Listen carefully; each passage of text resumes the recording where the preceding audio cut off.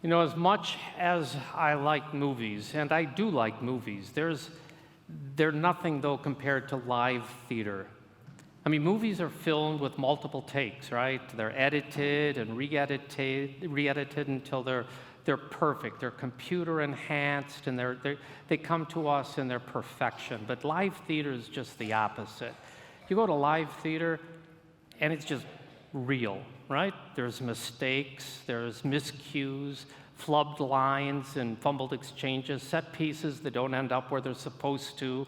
And then you add the interaction with the audience, and every performance on stage is distinctive and unique and slightly imperfect. Kind of like our liturgies in church, right? That's what happens. But when we think of the Holy Family, we tend to want to make them movie material. Even the writers of the gospel were very selective, chose particular scenes about what they wanted us to know, to give the view and the dialogue and the storyline, to believe that, well, that Joseph and Mary and Jesus were always perfect, holy, calm, and blessed. But the truth of the Holy Family would be more artistically and theologically accurate, folks, if we could see them more like our own families, with all the dramas that unfold day by day, right? Because we know they did. Because in real life, we don't have the luxury of editing out the messy parts.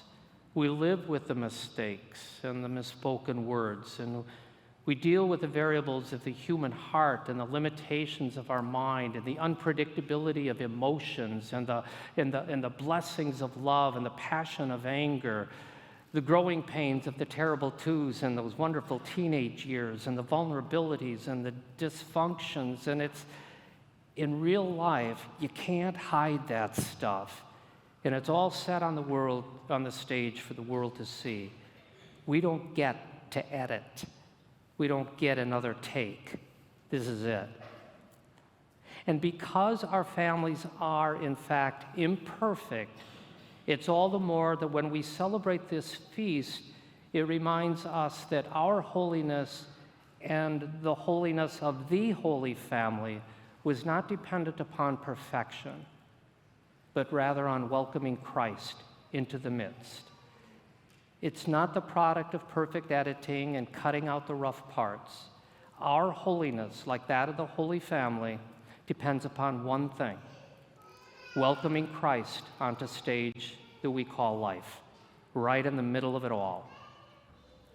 St. Paul tells us that we should let the word of Christ dwell in you richly, because when we do that, when we allow Christ to be the center of our lives and in the center of our family's life, then we can live, as Paul says, with heartfelt humility and compassion and kindness and gentleness and patience and bearing with one another and forgiving one another.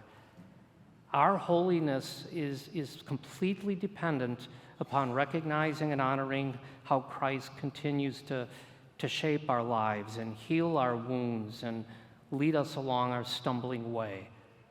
Our holiness is dependent upon our taking our rightful role in our families and allowing Christ to take his rightful role in our families. And we play it out every day on the stage of our life. And some days, boy, we get it so right, don't we? And some days we don't. But until that final curtain goes down, we got another chance.